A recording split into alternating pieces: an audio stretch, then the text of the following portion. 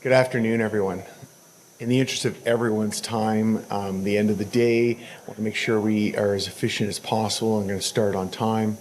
Good afternoon. Welcome to San Antonio. My name is Ron George. I'm the Director of Obstetric Anesthesia at Mount Sinai Hospital at the University of Toronto. Our panel today is based upon they give the SOAP president, which I have the esteemed pleasure to be currently, an opportunity to put a panel together of their choosing to kind of talk about topics they were interested in. And the idea of talking about a topic that is incredibly necessary and one that's been on the lips of many committee members within SOAP and ASA for many years is addressing some of the issues with the obstetric anesthesia workforce. So it was a pleasure to put together this panel. Our panel today is going to explore those obstetric anesthesia workforce issues. It's not simply a subspecialty question, but the obstetric workforce is a window in how inequities in our systems in general affect maternal outcomes. Obstetric anesthesiology is at the intersection of safety, patient access, and advocacy. This isn't an abstract problem, it's not an unusual problem. It affects whether a patient gets good efficient labor analgesia, whether an emergency cesarean delivery can proceed safely at 3 a.m., whether hospitals can sustain obstetric services at all. So today we're going to discuss how the workforce should and is evolving to deliver our promise of safe, equitable care to all mothers. We do have a couple of disclosures that I'll highlight. Of course, the main one and my proudest is currently serving as the president for the members of the Society for Obstetric Anesthesia and Perinatology. Now, I want to remind everybody that our annual meeting is going to be in May in Montreal, Canada, a wonderful European city in North America. So come out and join us. It is, I hope, going to be the largest SOAP meeting ever. I want to remind people of the wonderful educational opportunities that exist within SOAP, and one of them that's coming up is our PEAK series, a new offering of SOAP. It is our Professional Excellence and Advancement Key Topic sessions, which are a wonderful set of lecturers that you will see. And the other thing I want to remind people and highlight is the wonderful work that SOAP has been doing on our patient-facing website. If you go to this Painless Push website, it is a wonderful resource that you can direct your patients to learn more about labor epidurals, what to expect during cesarean delivery, and other key hot topics, such as the acetaminophen in pregnancy topic, which we published an update on that. So it is a wonderful resource for you and your patients. So let's start with the big picture. 5 billion people still lack access to safe anesthesia care, and more than 70 countries have fewer than 5 physician anesthesia providers per 100,000. Even in high-income countries, nations like my home country of Canada, only have 11 per 100,000. That's half of what is offered here in the United States currently. Obstetric services are contracting, particularly in rural regions, as we all know. Over 4 decades, the number of hospitals offering obstetrics has fallen by half, leaving a large area dependent upon single provider or cross-coverage models. And this data mirrors the global inequities that we see elsewhere, where geography and resources determine whether safe childbirth is possible. In most hospitals, perioperative anesthesia coverage is organized, funded, and benchmarked by workload and case volume. Obstetric anesthesia, in contrast, is often treated as a fixed-cost essential service. Obstetric anesthesia is often omitted from perioperative workforce models, leading to gaps in coverage and gaps in surge capacity that are not aligned with the ACOG maternal levels of care. And while the perioperative world measures productivity, obstetric anesthesia typically measures the presence of a provider. But it's that presence of a skilled provider that saves lives. Obstetric anesthesiologists spend about 1/3 of their shift performing procedures and 2/3 managing readiness, triaging patients, managing emergencies, and supervision of trainees. None of this additional responsibility, anticipating crises, providing consultations, ensuring safety 24/7, is really captured by many of our billing modalities.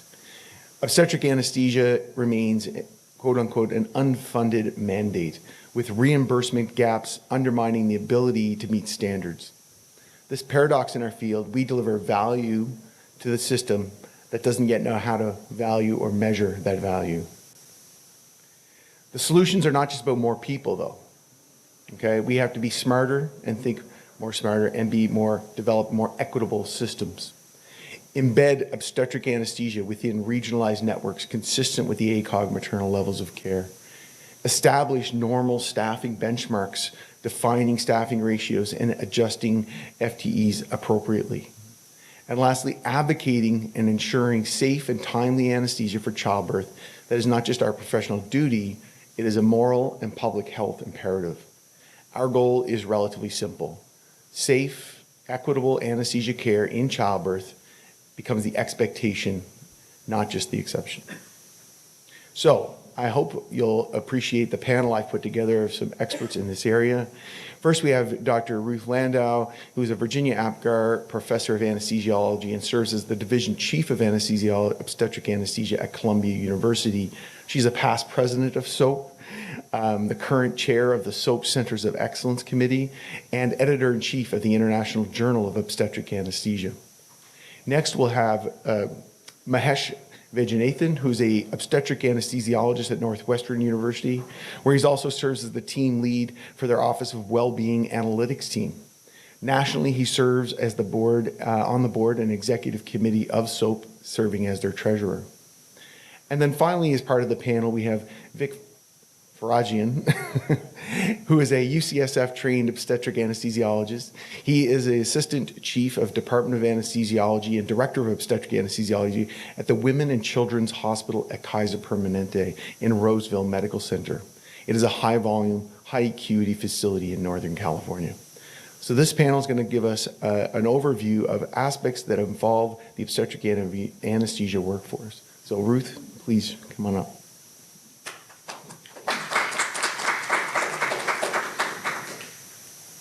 Thank you so much. I think it is an important panel. We talk a lot about obstetric anesthesia.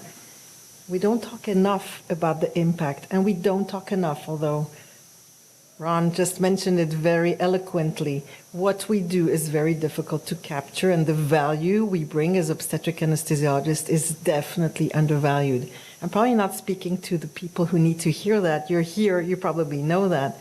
But I'm sure you're all aware in your institutions that we hear all the time, anyone can do obstetric anesthesia. It's just placing a catheter in a patient, and what's labor pain anyway? So you're here to learn more about it, or maybe to hear about our perspectives. So I am going to give one aspect of it. I don't have any particular disclosures or conflict as it relates to this presentation. And as Ron mentioned, I do have a few hats and a few roles that might come across during my presentation. So since Ron didn't put it in his slides, or maybe he didn't because he knew I was, I just wanted to remind everyone that SOAP put together probably 5-6 years ago sort of a mission, vision, core value board. If you're not familiar with it, I really encourage you to look at it, because we spend probably over a year putting it together. Seems very simple, but the vision is really safe and equitable care for women and newborns everywhere. Maybe I insisted on adding everywhere there, but I really wanted it to be global. So people ask me, maybe it's trainees, maybe it's not trainees, what's the role of an obstetric anesthesiologist? And I think we will all agree, particularly those who are here, that we take care of neuraxial labor analgesia, we take care of patients needing a cesarean delivery, maybe it was intrapartum, maybe it wasn't, so there's a cycle there. And maybe not, we see our role as providing care for patients who are critically ill, and particularly in the United States these days, almost all, most, if not all women do have some comorbidity or come into the hospital healthy, but something hits them along the road of childbirth. So I listed here, and it's not exhaustive, but our role is accepted as being, those providing labor analgesia, cesarean anesthesia, taking care of the comorbidities, either known, not known. We discover them during childbirth. The emergencies that were unexpected, patients' well-being, we hear about it a lot these days, and safety, obviously. The reality, as was mentioned, and I'll just go over this really fast, and you have QR codes if you want more information, as we will be here together for the next, all together for 60 minutes, there will be 30 women who will have died during childbirth around the world. It is incredible that this is still the number. So maternal morbidity and particularly mortality is an issue, and this is the reality. And I don't need to remind this crowd, but the US is the only high-income country with rising maternal mortality rates, and it's going up, and it's not just because of COVID. It did go up, it does go down, but it remains the highest. And since we were talking about equity, I cannot not mention that Black women are 3 times more likely to die from around the time of delivery in the United States. And you have here the numbers, as I mentioned, it went up during COVID. It's going down, but not down enough. And interestingly, and I don't know that we talk about this enough, but the causes of death are really different based on race. So one thing that you might have heard in other panels, and that's why I mentioned well-being, is that among white women, maternal health is one of the highest cause of maternal death. And when we talk about maternal health, we think about postpartum depression, we think about suicidality, and also domestic violence. And you might think, how is that related to our care? Well, it is, and I'll show it a little bit. It is related, and we can make a difference. So I wanted to mention one particular role that, again, I don't think I need to convince this audience that placing an epidural is more than just placing an epidural. But I was very gratified, besides our paper, to see that our work has been replicated. So a lot of people will tell you that an epidural is just there for pain relief, and, well, for the longest of time, women have delivered without an epidural.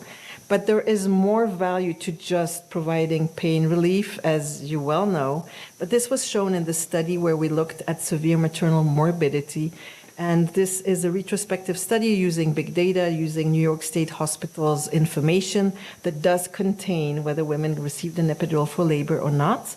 And among a very large cohort of women with a vaginal delivery, where the neuraxial labor analgesia rate wasn't that high, but it was almost 50%, having an epidural at the time of a vaginal delivery was associated with a significant reduction in maternal morbidity. And now, why is that? It's not the epidural catheter itself in a patient's back. Obviously, this is a marker for a health system where there is an anesthesiologist somewhere around there, and also allows prompt and rapid interventions if the patient goes on to have postpartum hemorrhage.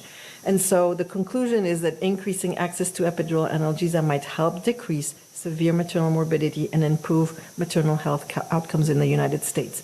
What I'm not showing on this slide, but as you know, there is a large discrepancy or access to labor epidurals based on where you are in the United States and based on which hospital you are, and based on implicit biases and obstetric racism, which I'm not showing in my slides, but I'm telling you, and you know that Black women are less likely to deliver with an epidural, either because they don't trust the system and don't want them, or they haven't had access to information to convince them that it might be helpful. And so that is another interaction or sort of a opportunity to increase access to what we know now makes childbirth safer. So this finding was replicated very interestingly in a study that was published in the BMJ, in a Scottish National Health Service data, where also 500,000 women were evaluated.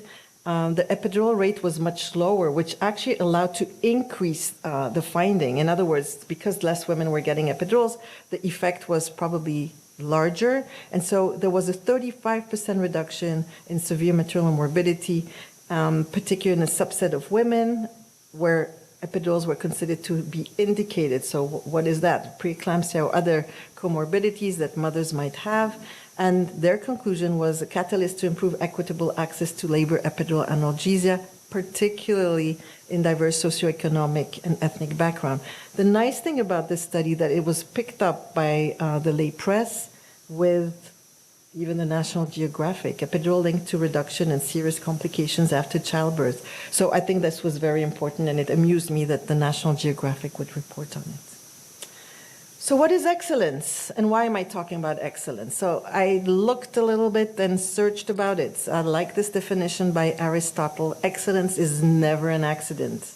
It is the result of high intention, sincere effort, intelligent direction, skillful execution, and the vision to see obstacles as opportunities.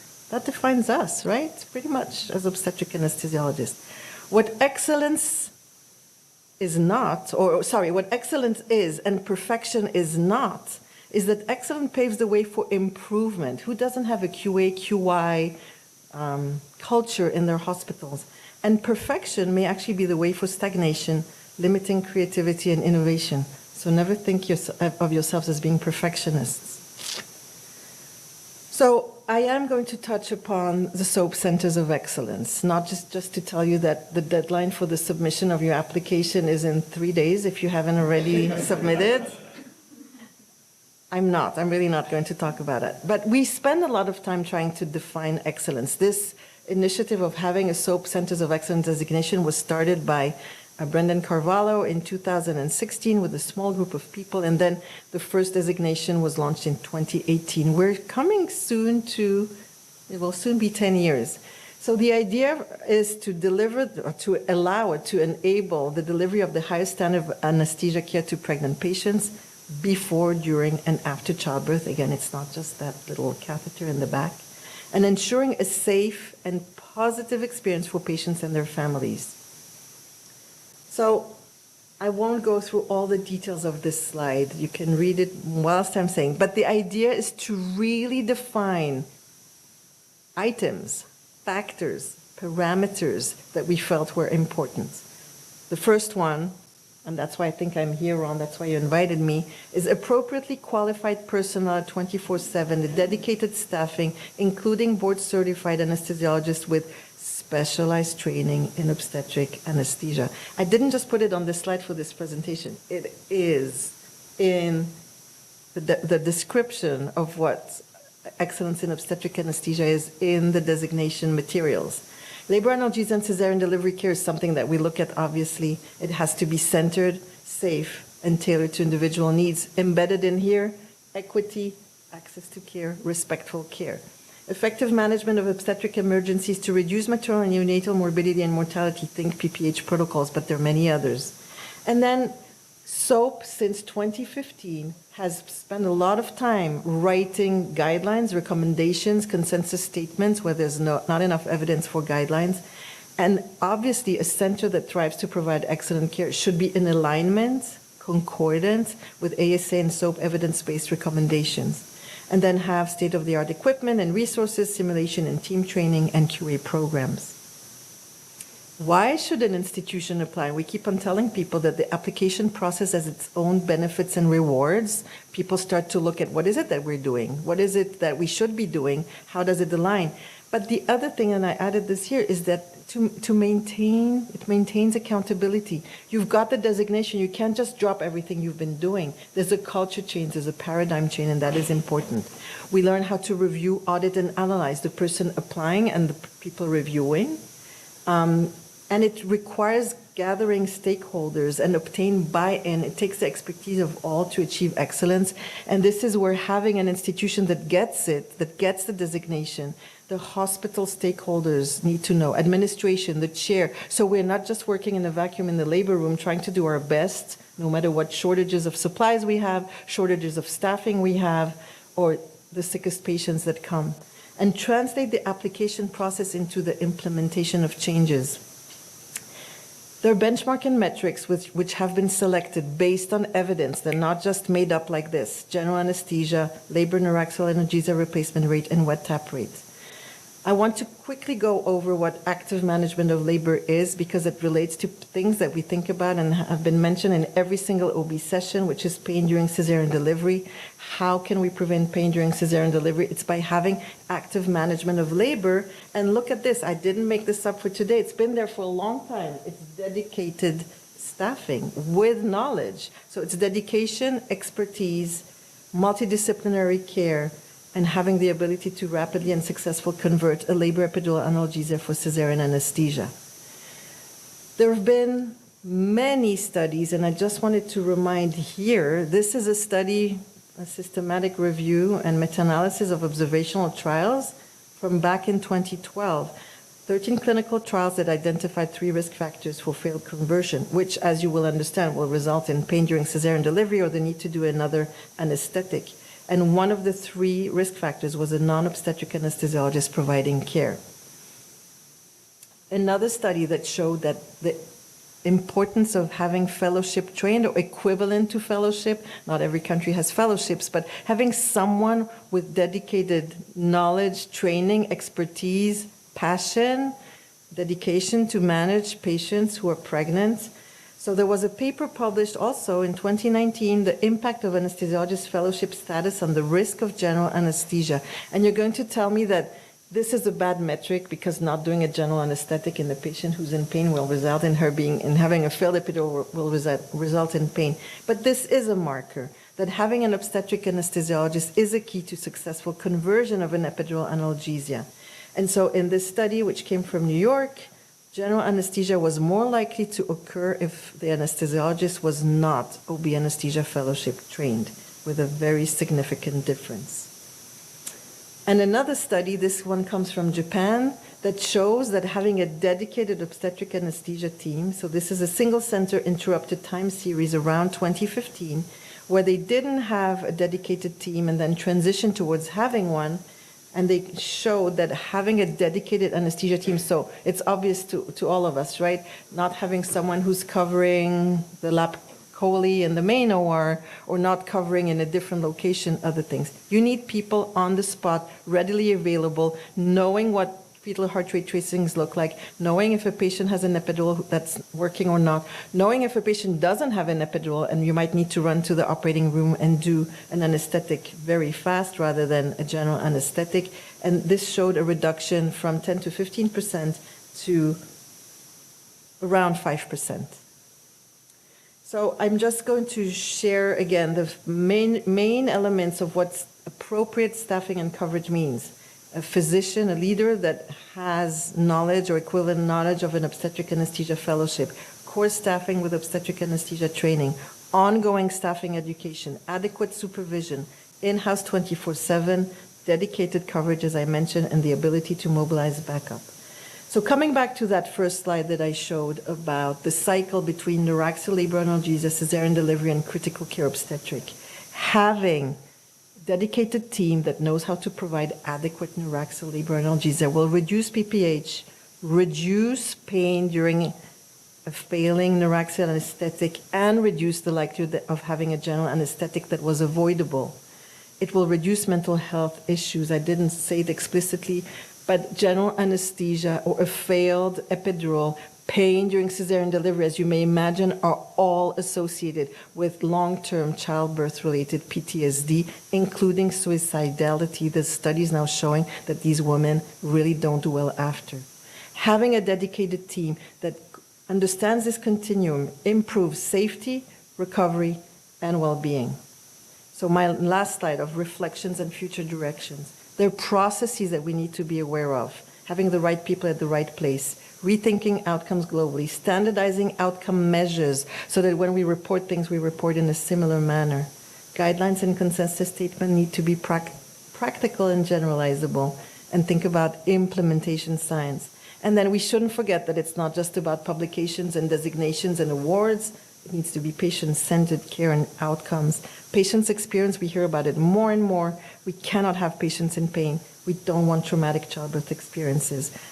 Anesthesia complications, if you didn't come to Lisa Leffert's presentation on PDPH and the long-term consequences of it, this is also something that we need to think about. And then prediction models using AI. I could not use the word AI. PPH, preeclampsia, sepsis, mental health issues are surely all predictable. Thank you very much.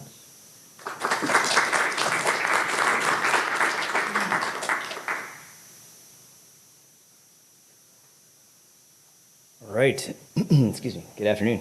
My name is Mahesh Vaidyanathan. I am at Northwestern. I am not Klaus Kajer. Dr. Arce astutely notified me that my name is not in the program, so I apologize to anybody who came here to see an SOAP president and esteemed member of our faculty, but I'm going to try to step into his shoes for just a moment here and talk about the business side of some of this mess. So following Dr. Landau is also both incredibly stressful and feels like maybe I made it a little bit. So I'm going to take a second to appreciate that. All right, cool. So this is what I'm going to talk about is, I feel like she made a very solid argument for some of us being around, right? An OB anesthesiologist being available to take care of these women around the country that need our care, that need our support to do well, for them to do well, for their babies to do well. And then I'm going to tell you the sad story that, we're closing labor and deliveries across the country. The trends are, sorry, let's go back here. The trends are, there it is. 500 hospitals since 2010 have closed. And in addition to that, multiple hospitals that have been consumed by larger groups have closed their labor and deliveries. And you may ask, why is that happening? Why would a hospital that is clearly capable and there to take care of its population, relatively rural population in most cases, why would they close labor and delivery? And a lot of that has to do with the financial challenges of keeping labor and delivery open. As you all may know, we don't get paid a lot for epidurals. We actually don't get paid a lot for C-sections. In fact, the base unit, and I'll show you, for a different procedure that we do on labor and delivery actually generates more revenue than a C-section. So it is interesting to me that one of the things that we haven't done, which I think Ron might have mentioned earlier, but I happen to be the only OB anesthesiologist on the ASA's Committee on Economics. And what we talk about infrequently, but we do talk about, is how do we increase the reimbursement for the care of one of the most important members of our society, mothers. And so I hope you all know that the ASA is working on that, but what we all are also trying to do is trying to figure out different ways for us to show our value. Because as we show our value, not just as OB anesthesiologists, but as a team of nurses, OBs, and anesthesiologists, we may be able to generate the opportunity for more of these units to be open again. Let's see here. This is a little bit of data from a JAMA article that was published in 2004, but the local obstetric services were analyzed over those 12 years to identify if there were any obstetric outcomes that were resultant positive or negative from these closures.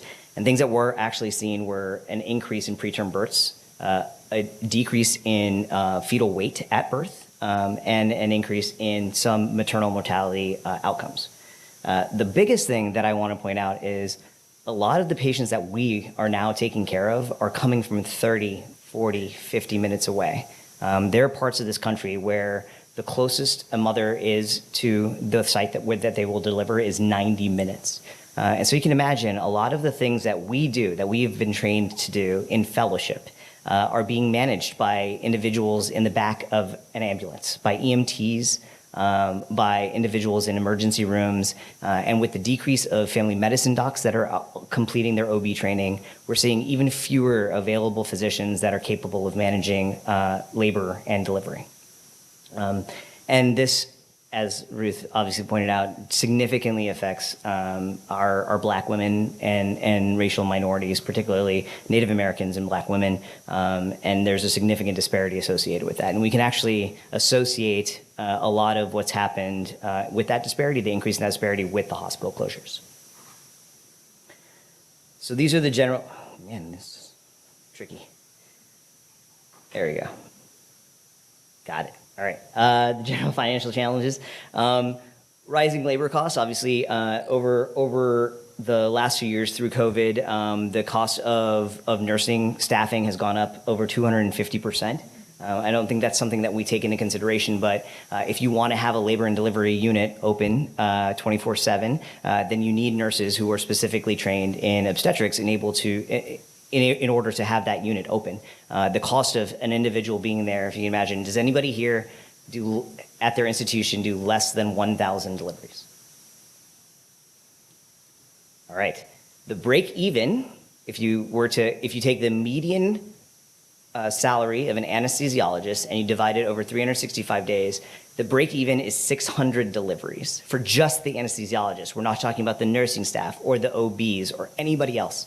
So if you're doing less than 600 deliveries, you need to find another source of income on labor and delivery. And I'm going to try to give you guys some ideas here at the end in case you can take these to your secondary institutions or the places that you're supporting now that may be able to do these things in order to support a labor and delivery unit.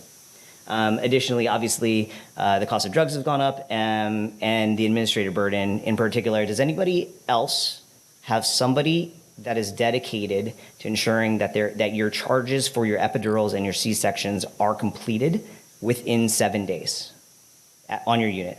Who has, perfect, I'm that person for my unit. I will tell you that when I go on vacation, our unit actively loses dollars because the lag time to payment on uncompleted charges increases your losses 3% a day. You're losing revenue if you're not completing your charts within 7 days. This results from multiple different things, but as you delay charges to CMS, the lag increases, and the time that you're holding a charge that you are not generating revenue for is significant. So just keep that in the back of your mind. If you don't have that person, consider finding that person. Okay, that's obviously declining anesthesia patients from CMS. They've gone down 8.2%, particularly for on labor and delivery. Private payers. I know this is a touchy subject. Obviously, there are some pros and cons to QZ billing, but one of those things is, as Ron will attest to, is a lot of anesthetic care in rural areas in the United States is provided by CRNAs, and if their reimbursements are also going down, we're going to see a contraction in the availability of services for our moms. And then the impact of surprise billing. If there is not coverage at that rural institution, there is going to be issues, and we've seen significant costs. Obviously, if anybody has been paying attention, there's a large lawsuit out for that. Compensation. Obviously, also the CRNA median compensation has increased very significantly. I put that in there because I know we should keep our eyes on that. We do have a significant shortage of anesthesiologists. The ASA is trying to encourage programs to train more anesthesiologists. I encourage all of you who are at institutions that do train residents to try to make your programs larger. As an economist at heart, with the degree, I do believe in supply and demand, and I do think that when you control supply, you can increase the value of your services. But we are so far behind on that curve. We are costing ourselves and our patients. So please find a way to train more residents. And please ensure that they are well trained in OB anesthesiology. If we, I work and trained at an institution where we do 10,000 to 14,000 deliveries a year. Our residents come out of residency so accomplished and so confident with taking care of moms that I feel that they could do it anywhere. But I know that's not always the case everywhere. So please try to find a way to encourage your residents. And then there is a need for workforce planning, and that's kind of what I was getting at there, is trying to identify a way for us to facilitate cross-training. There are things that we can do for our nurses in rural areas to cross-train them in OB, but they need sites and places like our larger institutions to do that. So if you have the opportunity to encourage that, that's an important way of us being able to increase that service across the country. Now I'm going to talk about some really boring stuff. So I have the unfortunate privilege of being the last person to publish on billing for labor epidurals. It was through the ASA by request of the COE. And what I have found over the years is that a lot of us don't realize how we're getting paid. Often we think, oh, we put the epidural in, it's a procedure note, it's like a block, we get paid. It's possible. But one of the things I think that Dr. Landau pointed out, and I love to harp on with my residents, is the only way we actually get paid for what we do is if we document. I would encourage everybody to review these 4 options, identify how you are billing for your epidurals, and try your hardest to find a way to do it the 4th way. Try your hardest to find a way to bill with FaceTime. It is complicated. It forces you to document more. But what you're documenting is your effort. You are documenting your time taking care of patients, and whether you get paid for that or not, I will encourage you to, I will explain why there is value in a moment. But what I would encourage you to do is identify a way to get that FaceTime documentation in. You may not always get paid for it, but it does show effort, and it is critical for us to be showing the effort that we are putting in on labor and delivery. So we charge for the procedure. We charge base units plus time. Our time is obviously modified for an epidural. It's a unit every 60 minutes as opposed to the way we do it in the operating room. And I always love to ask this question, do we get paid for blood patches? You know, you caused the injury, do we get paid for blood patches? Anyway, how many say yes?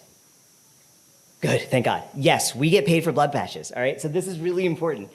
I think one of the things, and this is, again, going back to a center of excellence, take care of your own mistake, okay? Sending that to the emergency room, sending that to the pain clinic. Obviously, there are times when you need to do those things. There are resources, there are limitations, but if you take care of your own mistakes, you learn from them, your providers learn from them, and you do get reimbursed for that work. So consider taking care of your own blood patches. All right, procedure note, time, FaceTime, if you can get it in there. What's missing from this list, obviously, is pre-op, not mandatory, but I would encourage you to do it. Again, it shows the effort and the time that you're putting in to your patient care. It shows that you are evaluating them effectively before you're placing that procedure note. And the post-op note, not always mandatory, actually. You can close out a procedure note, and if you're just billing for that procedure, you do not have to do a post-op. But I would encourage you, one of the ways to gain C-suite energy, C-suite funding, is LTR.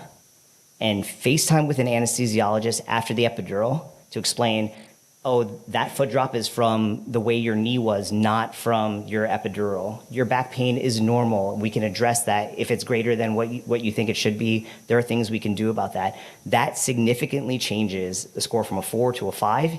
That makes a huge difference. So if you can show that to your C-suite, show the effort you're putting in, you can generate support for your team. Again, obviously we switched from analgesia to C-sections. I'm going to try to speed up here. Yeah. We all know this. When we take that epidural to the operating room, we don't get paid for that epidural again. But you do get to charge operating room time. There is some discussion out here in the world talking about pulling the epidural and doing another neuraxial procedure. If you take out the epidural that you were using for labor, and you do another procedure in the operating room, do you charge any more? Yes? Well, I'm down. That's No, sorry. Anybody else? Anybody in America think yes? No. Okay? It is the primary anesthetic. So you are just getting charged base plus time. You do not get to charge extra for that procedure. So it is fine if you do that. If you feel that's important, if you need to replace it for patient care, to do better patient care, to make sure they are comfortable through that anesthetic. If you convert to a general anesthetic, you are not charging more. But I would encourage you to keep that in the back of your mind, that you are not generating more revenue by taking your labor catheter out and putting in something different. Even if it's a GA. So do you charge the same? Does anybody think you charge more for a MAC than you charge for a GA? You don't. It does not matter. You're providing anesthesia. So you're charging base plus time. What you provide to that patient, the meds you provide, those get charged to the pharmacy, all that kind of stuff. What we get charged for our professional services for a MAC or a general is the exact same. So keep that in the back of your mind as well. Thank you. I usually. All right. Let's keep going. All right. This is what I wanted to get, frame around things where you're suggesting that we're losing support for L&D, we're losing support for staffing on labor and delivery. There are a couple of things that we can do.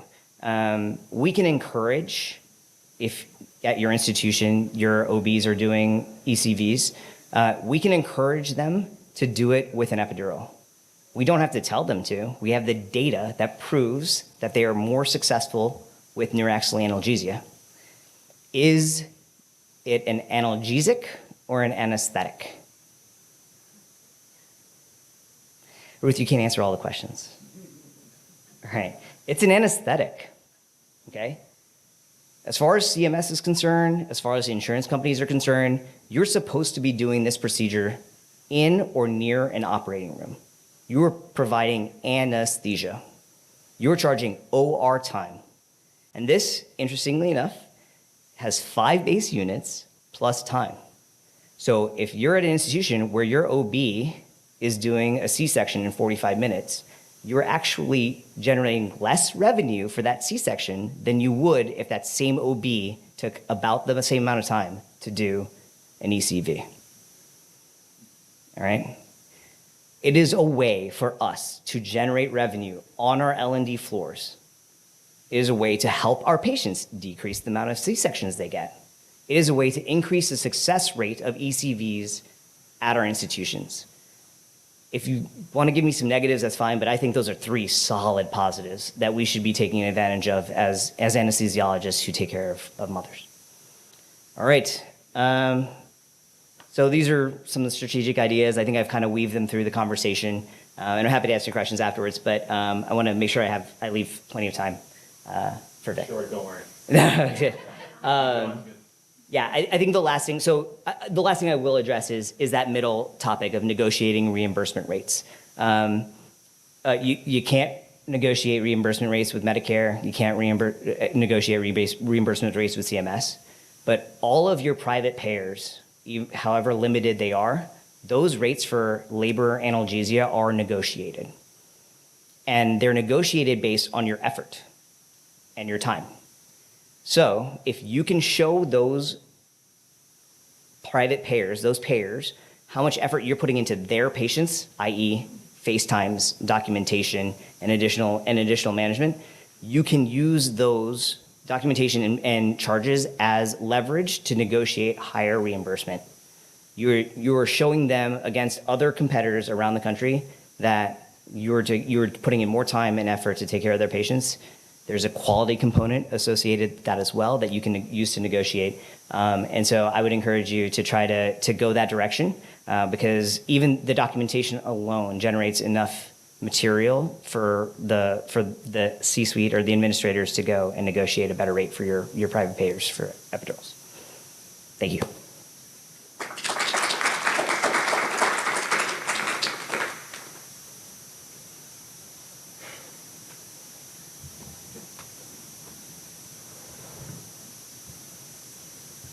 Where's the clicky thing?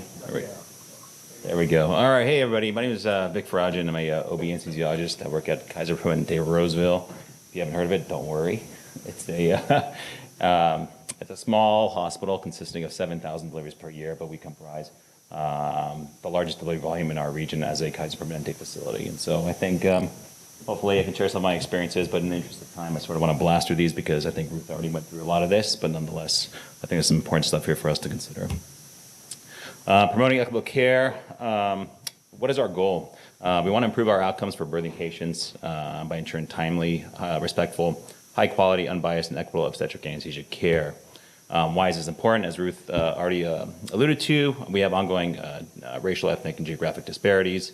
Certainly our M&M numbers are on the rise, and we as OB anesthesiologists are positioned to really strike and really make an impactful difference.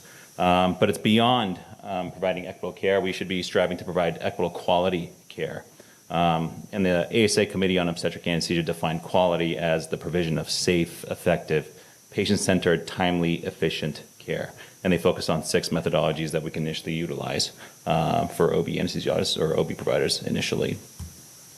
Ensuring quality care, certainly as leaders of, as OB anesthesiologists, we're leaders of our OB anesthesia care teams. We're certainly clinicians, intensivists, consultants, collaborators, and educators. But beyond that, in my honest opinion, I think we're most important as our patient advocates. Many of us, including myself, serve on our state and national perinatal quality collaboratives. We standardize best practices, minimize case variation, identify ongoing barriers, facilitate improvement strategies, and then certainly ensure quality staffing models for our units. Don't believe me, don't trust me. I was collaborating with Elliot Main to try to navigate some strategies to advance our efforts across our enterprise. He did quote that OB anesthesiologists perform a critical safety role, not only as providers, but as key members of the hospital OB quality and safety structure. That is why ACOG, SMFM, and CDC have called for their leadership in OB quality and safety as a necessary ingredient in the ACOG maternal hospital levels of care scheme. So yes, we have emerging evidence that the specialization drives better outcomes, and this was affirmed by ACOG in their levels of maternal care statement. But if you're looking for more of guidance of how to sort of optimize your units beyond staffing a specialist, follow this short 160-point application. And every year we sort of strive to make the application shorter and shorter. And I think this year we added how many questions? Like 25 something like questions. And so I do apologize, but this is a fantastic opportunity for hospitals and staff to sort of really engage their units and really identify metrics, things that they can use based on this application to improve their practice. But more importantly, I think the real reason why I'm here, it's really focused on staffing. And SOAP-COE really encourages active physician engagement, okay? It's not just plug in a CRNA, call me if you need me. We want to know about every single patient at every single period of time. We want to be proactive, not reactive. And so that's hardwired into SOAP-COE. Promoting how to identify our staffing workloads. We surveyed 55 or so COE facilities and identified that about 33% of each hour, up to 33% rather, was spent on performing procedures. However, indexes like these are just a mere snapshot. We need to account for variability in our practice and our care.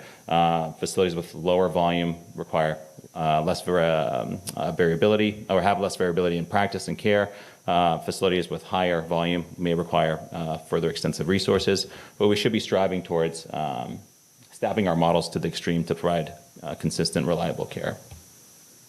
So who are we again? Okay, Kaiser Permanente, Northern California. We're a single integrated hospital enterprise. We have shared resources, best practices. We have 15 labor and delivery facilities across Northern California. We have a wide range of acuity, volume, staffing models across the state with our Southern California partners. We effectively account for 1 in every 5 deliveries. And recently we've pulled some of our metrics, and this is sort of going to be probably like poo-pooed by Kaiser administration for me showing you this, but nonetheless, we've identified some variance in our practice and our care. We're always striving to be better, but we've identified certain potential metrics that need additional attention. And so as OB anesthesiologists across the region, we're collaborating to really implement some strategies to advance our practice and consistently provide that care across all facilities. My facility, we're the largest volume facility in Northern California. It comprises about 7,000 deliveries per year. We're a level 3 facility. We are unique in our group amongst 15 facilities that we have a dedicated OB subgroup. Okay, we do utilize CRNAs. We, again, uniquely provide coverage 24/7, nights, weekends, and holidays. And to date, amongst the 30 facilities in California, and then certainly beyond, outside of California, we're still the only center of excellence. So we effectively are trying to create a model to demonstrate to our leadership that, hey, with robust staffing, protocols, policies, it works. It works. This is in parallel with what we have already seen in literature. That, you know, when you have a robust system that encourages and nurtures patient safety, outcomes are drastically improved. Beyond that, I actually met with our CEO and it finally captured their attention was, yes, we improve our outcomes, but we've also saved costs, and now we're capturing their attention. And so that's been fantastic. Again, as a unit, as a team, we are collaborators of OB anesthesiologists and OB leads across our facilities. We have united, and we've strategized to implement a major field of practice so that we encourage a pipeline of new applicants to join our ranks who are experienced, who are engaged in advocating for their patients, and really focusing upon the care we deliver on our L&D units specifically, with an emphasis on QA, QI, and really advancing ACOG and SOAP COE goals. But I do want to mention that we're struggling, okay? Kaiser Permanente is struggling because our leadership doesn't necessarily fully see the value of this business proposition. And so I almost want to engage our staff. What could we do as a non-academic facility to really push OB anesthesiologists across all facilities so that we actually have accountability in every single sector, so that we drive our outcomes in the right direction. And so I'm sort of opening up to the floor for discussion for you guys, because I know we have high academic individuals like Ruth and Ron, where you guys have a plethora of resources, but in the private sector, where the vast majority of our deliveries are occurring, that doesn't seem to be the case. And so, something to think about. Thanks. You guys want to come on? So we do have a few extra minutes, and I think since we have this group of experts here, it'd be wonderful to take some questions. Thank you, Vic, Ruth, Mahesh, for a wonderful insight into some of the issues facing our workforce problems. Some of it is financial, some of it is a willingness to ensure we want to deliver that quality that we are striving for within the Centers of Excellence framework. So if there are any questions, we'd be happy to entertain them. Yeah. Do you want to stand up and just tell us where you're from? Yeah, Josh Younger from Northwell Health, disciple of Ruth. But, one of the things is, and I don't know that the scope for ASA will get behind some of this, but is there actually a number that people are willing to stand behind in terms of deliveries, staffing, and individuals who should be on units based on acuity? If it was a level X, 1 to 3 for ACOG, if you do this many deliveries, and a suggestion of actually how many people there in order to maintain the standard that we're asking, such as maintaining catheters in terms of X amount of hours checking on the patients, doing those FaceTimes, because all those things add a lot of value, but they also require a lot of manpower. Mm-hmm. And is there a want or a willingness to actually put a number on it? And of course, any of my panelists want to step up to them, they can help with this, would be great. But what I would say, Josh, it's a great question, and I think everybody is striving, what is that number? We have a position statement within the ASA's Obstetric Anesthesia Committee that has been drafted and is working its way through the approval process. But it'll also be short of putting a number on it. But it's another leap forward, and I think we do need to come with a consensus between ASA, SOAP, and other stakeholders, including, I think, ACOG's maternal levels of care, to have those experts put a little bit more granularity in the numbers associated with that. Until we do that, we'll be stuck in this sort of cycle of wondering what that number is, because it is all about time and numbers. Mahesh, please chime in. Interestingly enough, from the COE perspective, we went back to SOAP to have them modify some of their COE, some of their Center of Excellence language, because the ASA is always concerned that if we fit a requirement and a group or a hospital can't meet that requirement, then the service might go away.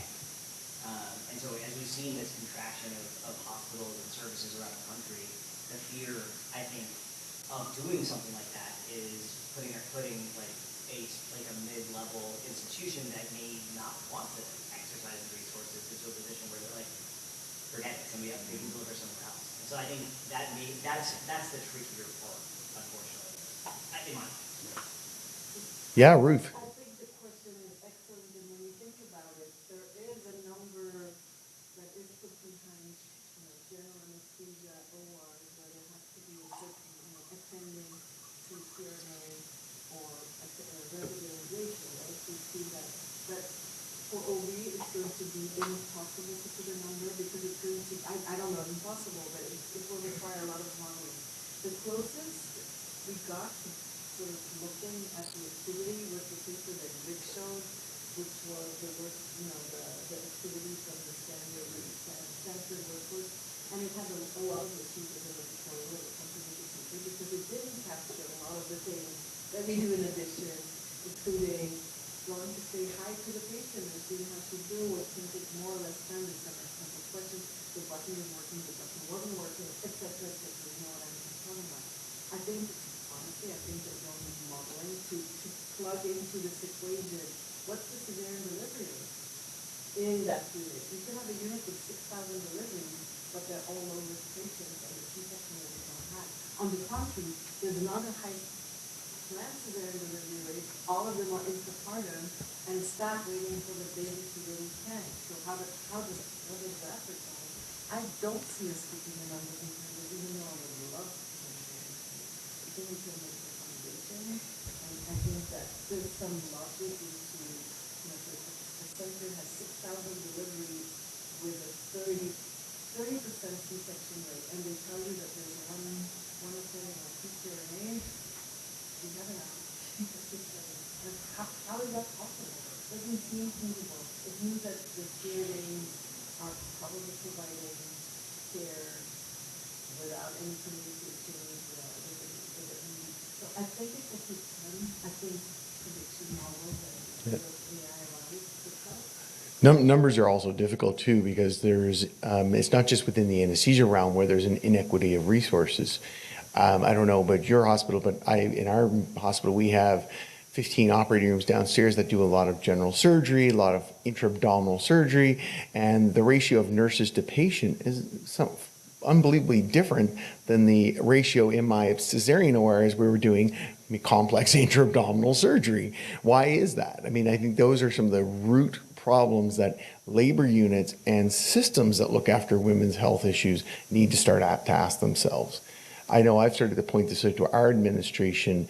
When we're dealing with complex problems, complex patient experiences, complaints, but then they do not even recognize that they are delivering a subpar level of care on the nursing realm, let alone the anesthesia and the house staff for the obstetricians. They're just not seeing it from that lens before. So I think that's one thing that as anesthesiologists, we always have that sort of larger view on the perioperative and peripartum environments. And I think that's an area of expertise that we can lend to our C-suite colleagues and our executives within the hospital and be that advocate for the well-being of the mothers that are under our care. Maybe didn't ask, but day and night, there are many institutions that have a totally different model of public between day and the night. Yep. Mine is notorious for that. We have double the people for 1/3 of the time during the day. We have half the people for 16 hours at night. And guess what? There's not just proportionally because it's double the time. We have more C-sections per hour during the night than during the day. Don't stop. And also, And no one is ever in, chronobiology doesn't work. We do have, modeling for induction of labor. I don't know if you're in the institutions, all the patients are called at 8 a.m. for their induction. We don't. But so we try, but even that doesn't work out. yeah, and we all know at nighttime the expertise level alters. I'm not saying it drops, but we know that we see more generalist anesthesiologists working at night versus people who spend a lot of time on the unit. In my last position, we had some people that would be put on call for OB anesthesia once a year. Like once a year. Like that to me is just scary, first off. And those individuals, when we changed the system, we actually made it a little bit easier, and it was organically sorted itself out. People opted away from that because they didn't want to be on call once a year in obstetric anesthesia because it scared the hell out of them. And rightfully so, because it can be scary. But there is a change that happens in the evenings. Any other questions? I know yeah, sir.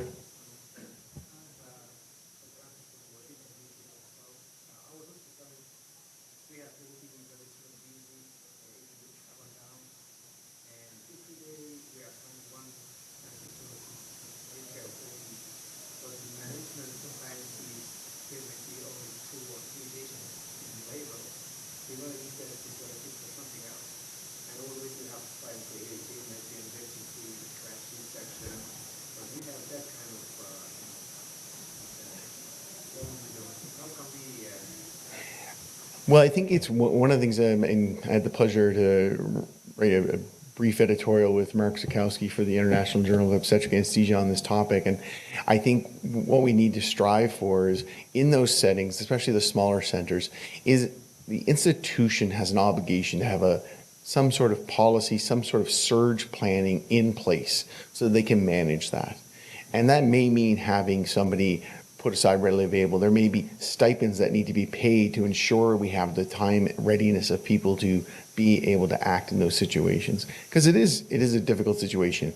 It's not unique to the US either. In Canada, we suffer the same issue. We have a great deal of geographical variance in the care that patients are going to receive.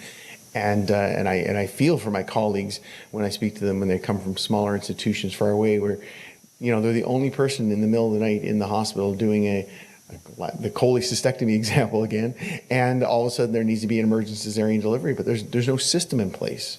That to me, I don't see that as the anesthesiologist's problem. We get stuck with it. That's the institution's problem, and that's why things like SOAP centers of excellence, maternal levels of care, which are turning the focus onto the institution's responsibilities. We as anesthesiologists are going to provide the best care we can to the patients in front of us.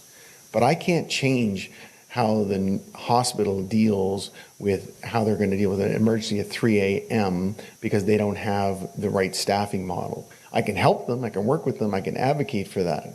But ultimately that falls upon them, and that's why we need to be part of those institutional decision-making tables. We have to have systems and institutions and departments that know that we have to be part of the institution's sort of inner workings.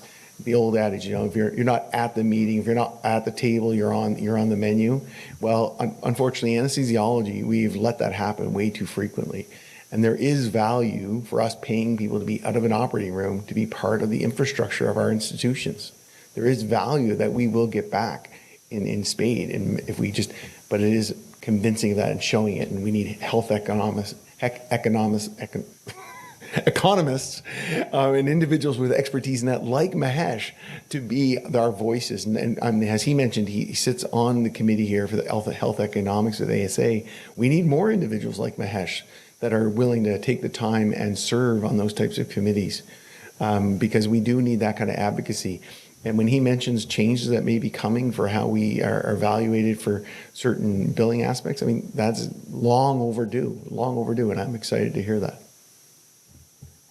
Hey, George, yeah. Hi, First President of the University of Ottawa. Relating to the gentleman's question from back in Washington, we've all seen an increase in NORA activities that NSA has published on and is recognized in all the hospitals. NORA, non-operating room anesthesia, is going higher and higher. What I've seen in parallel is that some institutions include OB services under the NORA. And I have mixed feelings about that, because on one hand, it's good for us to say, yeah, we need people outside of the main OR to cover OB services. But on the other hand, I'm worried about, just like the gentleman pointed out, that the same kind of diffusion of responsibilities, such as covering stroke code at the same time as the covering for OB, because it's NORA. Yeah. So I was wondering from the panel, from the point of view of ASA, are we kind of like going with NORA, or are we trying to keep our separate ways? That's a great example. I've never actually heard it suggested like that, but when you say it, I know I've heard of other institutions doing similar things. I'll steal one from Mahesh's presentation, the idea of demonstrating our value and demonstrating the face time components of it. That is critical. If we deliver the services like it is a fast food restaurant, you're in and out, and that's all you do, then yeah, that's a risky thing to do. But when we demonstrate the value and we are able to demonstrate the time that it does take to deliver those services and deliver the high quality services, so that we're not getting the patient complaints, where we do have the high patient satisfaction scores as they leave the hospital, that's where we're going to be able to demonstrate that value. And it is more necessary to have someone actually there rather than as part of a NORA team. Mahesh, maybe you want to add anything to that? Yeah, I didn't touch on it. I didn't go too in depth into this in my talk. But there is something to be said mentioned that cross-training piece. One of the limitations we have on medical delivery is that it is a very specific skill set for nurses. And once they have that skill set, they don't want to be doing colonoscopy, right? And so we have multiple limitations other than just us being able to do both those cases in situ. And then the secondary piece is, and to your comment as well, I think we need to start speaking, I don't like saying this out loud, but I have to. We need to start speaking their language as opposed to speaking our language. And that's why I harp on FaceTime, because that develops our views. And so when you say, oh, that anesthesiologist is sitting over there doing nothing, they haven't done a C-section their entire shift. When you go look in Epic or whatever you're using for your documentation, and you look at their RVUs, if your RVUs are based on documentation and revenue generation and billing, not on what comes back in. So if you're documenting that you're spending time with the patient, you're documenting procedure accuracy, you're documenting all those other things, you're generating RVUs, and when you say to the C-suite, hey, that person is making just as many RVUs as that guy who did the 2 GI procedure in the last 8 hours, right? That's, I think, the conversation we have to be having, unfortunately, and not he was in or she was in an operating room, or they were doing this many epidurals, or this many patients were on LMD. It's more about how functional in revenue generation are you as an individual taking care of your patients, and it comes from what Ron and we were talking about, which is spending time with your patients and then making sure that you're done. Yeah, and Vic demonstrated that, the success that he's had when you're able to demonstrate savings to your institution. Any other questions before we end the session? I know it's the end of the day, end of the first very exciting day at SA. Any other burning questions? All right. Well, once again, I want to thank the panelists for their time today, and thank you all for attending at the end of the day. I know it's been a long day, and I hope you get out and enjoy a bit of San Antonio this evening, and see us tomorrow for another round of great obstetric anesthesia sessions tomorrow. Thank you.